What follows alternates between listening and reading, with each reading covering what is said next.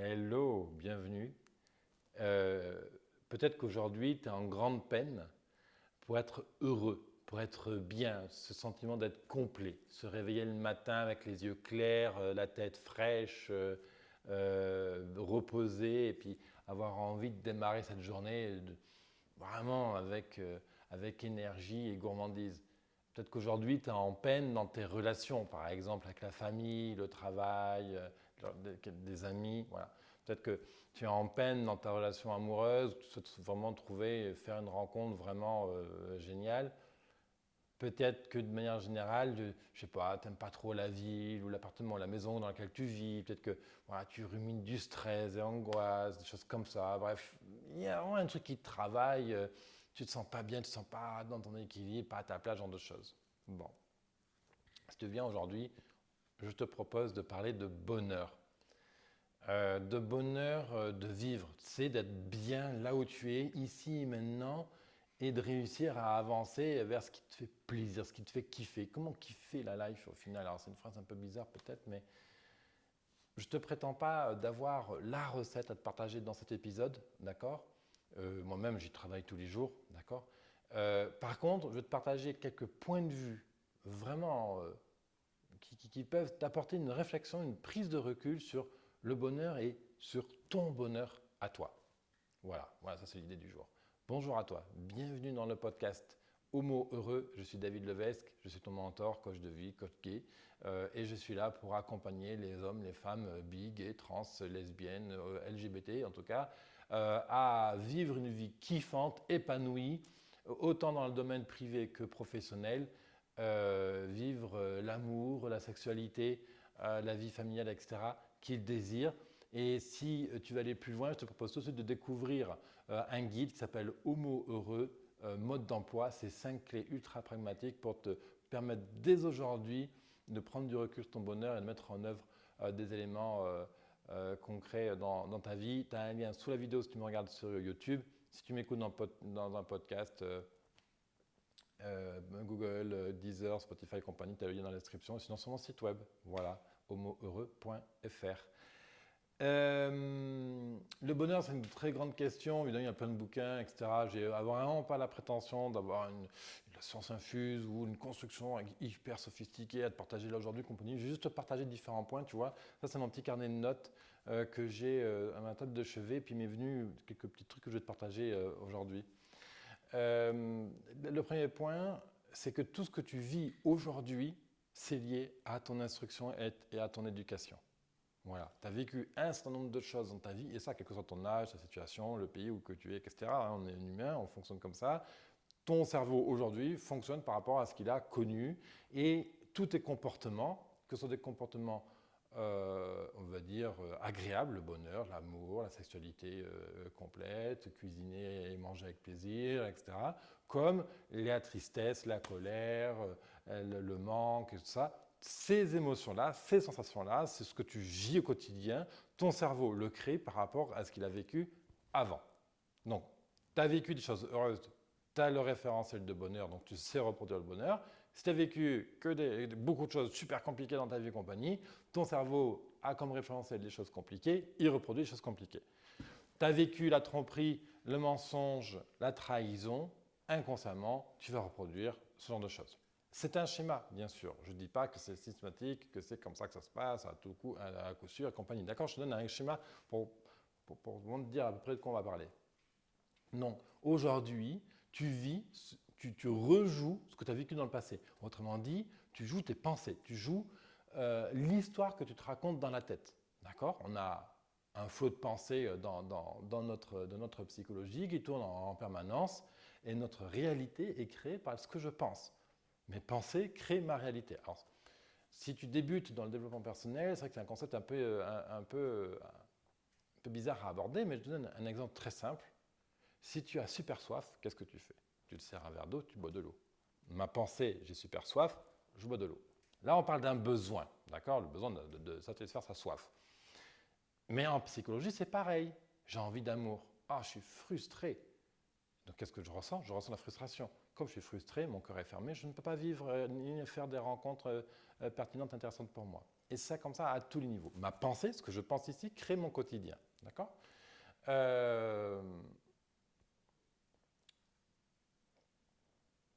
Il se trouve que moi, dans ma vie, je n'ai pas vécu l'homophobie, je n'ai pas vécu les difficultés familiales, etc. J'ai la chance de naître dans une famille très très ouverte, d'accord, d'agriculteurs.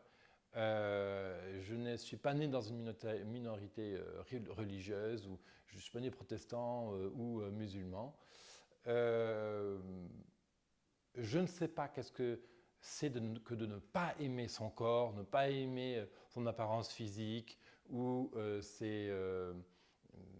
j'ai pas de complexe par rapport à mon corps, ou ni même par rapport à mon orientation sexuelle. Okay, donc c'est vrai que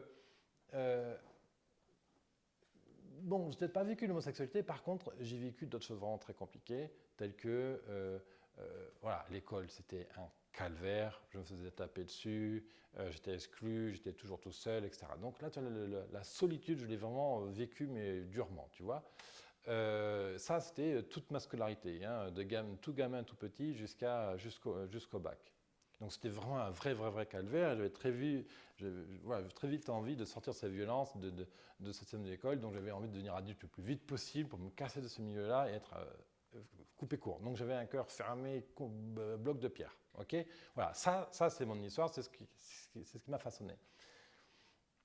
Pourquoi je te parle de ça? Parce que cette école, ce que j'ai vécu à l'école m'a créé une énorme peine. Si tu veux. Ça m'a rendu vraiment incapable dans les relations sociales, ce genre de choses. À 20 ans, voilà, rentrer dans un bar ou dans une grande surface, c'était ultra compliqué. Bien sûr, il y avait un contexte familial derrière, mais voilà. Et puis, je me suis mis à œuvrer sur moi-même, si tu veux, à lire des bouquins, de la psychologie, tout ça. Et puis, ce qui va vraiment faire le déclenchement, c'est mon parcours en Inde. Je vais vivre 3 ans en Inde. Et en Inde, il y a plein de violences, c'était totalement différent, etc. Donc, quand tu es en Inde, tout ce qui n'est pas réglé en toi, ça fait boum, ça te remonte dans la gueule. Alors, du coup, c'est ultra violent. C'est 3 ans en Inde, pas toujours très simple. J'ai fait de belles choses en Inde, hein, quand même, hein, on ne va pas se mentir. Mais vraiment, l'Inde, il y a un avant et un après. Ça va ouvrir un chapitre dans ma vie où je vais vraiment toucher du doigt ce qui me fait souffrir. Ok. Et c'est là, petit à petit, puis avec toute la sagesse, une philosophie indienne, hindouiste, bouddhiste et tout ça, par exemple, pas besoin de souffrir plus. Là, aujourd'hui, moi, si je te partage cette peine-là, c'est pour te montrer qu'on voilà, a chacun des parcours, des machins. Moi, j'ai la chance d'avoir vécu l'homophobie. Par contre, j'ai vécu de la violence de l'autre côté. Donc, c'est kiff au final, tu vois. Peut-être que c'est autre chose. Chacun a son histoire. On a tous notre histoire unique. On est tous singuliers dans notre histoire. Par contre, au final, la souffrance que l'on vit, bah, elle est assimilable. Quand tu es en désespoir, on est en désespoir. Quand on est triste, on est triste. Quand on vit la violence, on vit la violence. Okay, mais quand on vit l'amour aussi.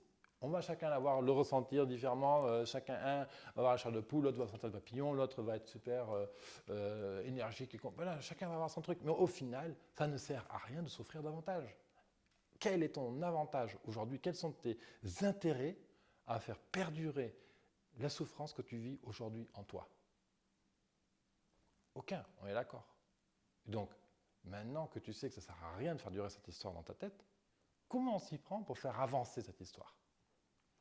Ensuite, comment on fait pour réussir à prendre du recul par rapport à cette histoire qui nous a tant fait souffrir et qui nous définit tant aujourd'hui? Rappelle-toi, l'histoire que j'ai vécue avant me définit aujourd'hui, d'accord? Donc comment je fais pour que cette histoire que j'ai vécue avant ne me définisse plus aujourd'hui et que j'imprime en moi l'histoire que j'ai envie de vivre au quotidien, d'accord? Donc là, on va commencer par un point tout simple, c'est être au présent. Parce que le futur, le passé, il n'existe plus. Il n'existe plus le passé. Il n'existe que ici dans des souvenirs nébuleux qu'en plus le cerveau a trafiqué, puisque le cerveau trafique les souvenirs. Le cerveau s'arrange pour retenir ce qu'il a envie de retenir et par rapport à ses capacités en fait. Donc le passé n'existe plus. Le futur, il n'existe pas encore. Donc au final, qu'est-ce qui te reste? Le présent, ici et maintenant. C'est tout ce qui compte en fait là maintenant. Tu vois ce que je veux dire? Voilà. Donc c'est pour ça que ça ne sert à rien de faire durer cette histoire-là du passé aujourd'hui. Donc, en étant au présent, là, maintenant, attends, je suis en train de tourner une vidéo, là, je suis en train de travailler un sujet qui est vraiment passionnant. Ben voilà, je te le partage, voilà, je suis vraiment là, tu vois, j'ai la caméra face à moi, j'ai mon téléphone qui est juste ici avec le retour caméra où je peux voir comment ça se passe, j'ai mon petit carnet de notes là que j'ai écrit la dernière fois au bord du chevet. Voilà, je suis là, je suis ici, tu vois. Et quand tu es ici et maintenant, le passé ne t'inquiète plus, le futur ne t'inquiète pas non plus. Évidemment, ça donne un peu de pratique. On a des outils pour nous aider à ça. La méditation, le yoga, de l'effort physique, la marche, la baignade, tout ce qui va faire circuler l'émotion dans ton corps, donc tout ce qui est mouvement physique, et la méditation, la relaxation, la sophrologie, tous ces aspects-là. Respirer. Respirer, c'est le premier truc qui peut faire tout de suite descendre ton stress, l'anxiété et faire monter les hormones du bonheur. Juste le fait de faire cette respiration, j'ai senti quelque chose me monter dans le dos. Tu vois? Et donc ça, bien sûr, c'est des choses qui se travaillent. Si tu es complètement étranger à la respiration, au yoga, à être dans l'instant présent et tout, tu peux dire, oui, bon, c'est des phrases clichés que j'ai déjà entendues à gauche et à droite. Ok, je ne te demande pas de me croire. Sois sceptique. Ça me va très bien que tu sois sceptique. Si tu l'es, bien sûr. Juste essaye. Juste à tester, à expérimenter.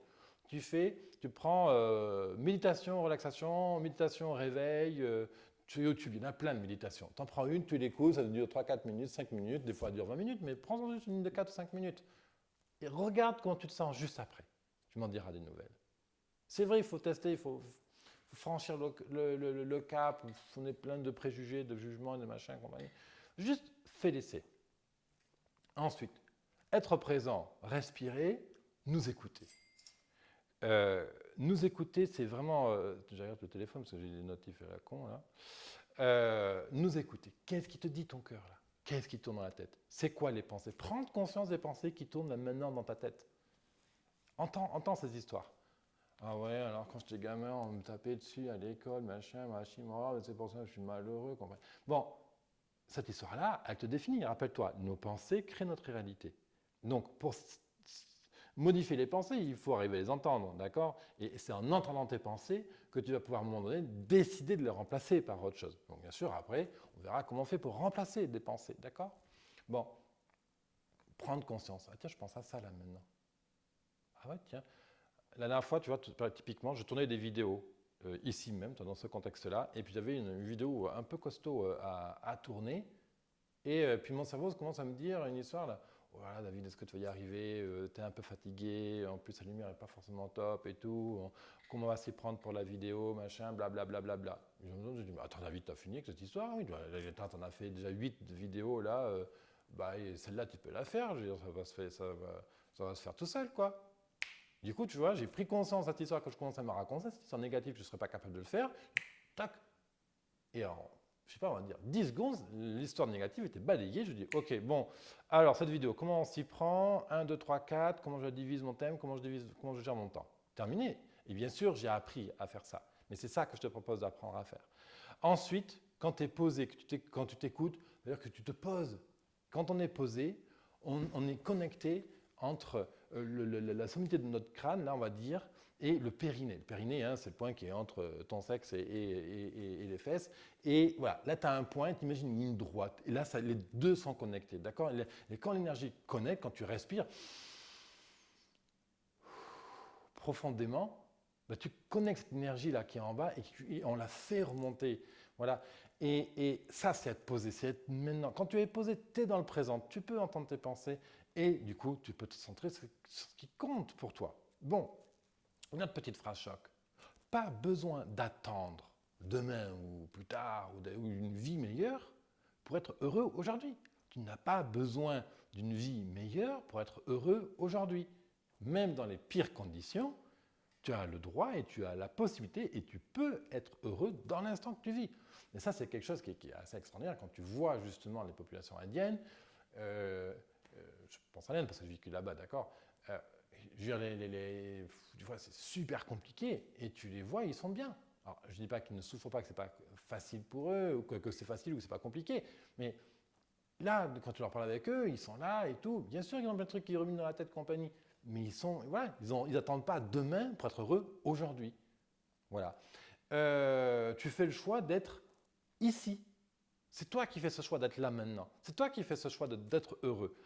Être heureux, vivre des émotions jouissives, ça commence par un choix. Est-ce que tout va se faire parce que tu as décidé d'être heureux? Bon, mais maintenant c'est fini, je suis heureux. Bon, tu peux mettre un coup de pied comme ça, un coup de poing sur la table, mais évidemment, les traumas, nos histoires et compagnie, c'est gravé dans le cerveau, donc ça demande du temps à travailler. C'est quelque chose que tu peux réussir du jour au lendemain, mais en général, ça demande quand même un petit process, quoi. Hein, bon. Dire, bon, maintenant je suis heureux, quelque part, c'est imprimer la volonté de lâcher ces histoires qui te rendent malheureux. Donc, identifier ces histoires. Écris-les sur un papier. Tu prends un papier et un crayon et tu notes tous les mots-clés qui te viennent dans la tête. À quoi tu penses? Toutes ces histoires que tu racontes, que tu te racontes souvent, qui définissent pourquoi tu es malheureux aujourd'hui. Prends-en conscience de ces histoires. Et à côté de ça, tu prends une autre feuille de papier sur laquelle tu écris ta vie idéale, l'amour idéal que tu as envie de vivre, si tu ne le vis pas, la maison idéale dans laquelle tu as envie de vivre, la ville idéale dans laquelle tu as envie de vivre, le travail, le métier, la profession, les passions, les hobbies, les bouquins, les voyages. Marque-moi ta vie idéale. Projette-toi là-dedans. Par où tu commences? Qu'est-ce que tu as envie de faire? Et encore une fois, ce n'est pas une sorte de temps, ni d'argent, ni de compétences. Aujourd'hui, tu peux te dire, ah, moi je rêve d'être constructeur de piscine, ah, moi je rêve d'être thérapeute, ah, moi je rêve je sais pas, moi d'être fleuriste, j'en sais rien, d'avoir une chambre d'hôte, j'en sais rien, que sont les projets, d'accord? Quels qu'ils soient. Ah oui, mais j'ai pas d'argent pour faire ça. Ah ouais, mais je sais pas faire, j'ai pas les compétences pour ça. Tout ça, c'est du bullshit mental. D'accord? Parce qu'aujourd'hui, pour démarrer un projet, tu n'as pas besoin ni d'être riche, ni d'avoir des compétences. Tu as juste besoin de le commencer. En 2018, je voulais ouvrir une maison homo-LGBT. J'avais une maison en vue. Il fallait 25 000 € pour avoir cette maison. D'accord? J'avais pas cette thune-là. Et du coup, j'ai pas fait. Est-ce que j'ai désespéré pour autant? Non. Est-ce que j'ai remis mon projet dans les oubliettes? Non, pas du tout. La preuve, regarde. En 2019, j'ai lancé homoheureux.fr. Et en 2020, fin 2020, avec Francisco, mon compagnon, on a trouvé cette maison et on a ouvert une maison LGBT. Voilà. Donc, ton projet, ce projet-là, typiquement, tu vois, il existe parce que et à un moment donné, j'ai pris un carnet et je l'ai décrit, je l'ai écrit, je me suis projeté dedans. Qu'est-ce qu'il y aurait dans cette maison? Qu'est-ce qu'on y vivrait dans cette maison? Pourquoi je fais cette maison? Et c'est ça qui est extraordinaire, c'est le pouvoir de projeter une histoire, et du coup ton cerveau va venir habiter cette histoire-là, et comme ma pensée crée ma réalité, et bien du coup je me mets à voir les opportunités qui existent, à percevoir les petites choses positives qui me permettent d'avancer vers ce projet positif, vers ce projet qui me tient à cœur, qui me nourrit, qui me rend heureux, qui m'épanouit, qui me sent complet, entier le matin quand je me lève. Ok? Et qu'est-ce qui se passe aussi quand je vis et j'écris sur papier mon projet, mes relations amicales, familiales, amoureuses, etc., idéal que j'ai envie de vivre? Et bien du coup, mes 5 sens vont ressentir ça. Je vais voir le mec, la nana idéale qui j'ai envie de vivre. Je vais voir comment un dîner familial peut super bien se passer. Je vais voir comment ça peut se passer au boulot de manière très positive. Je vais me projeter dans cette maison chambre d'hôte ou dans ce magasin de fleuriste ou alors dans ce métier de réparateur, de créateur de piscine. Tu vois, et je me vois là-dedans. Je me vois arriver avec ma mallette ou je sais pas, aller à la banque, faire encaisser mes chèques ou alors tailler mes fleurs ou alors servir papa et maman à table avec un magnifique plat que j'aurais cuisiné et puis tout est chaleureux, tout se passe bien.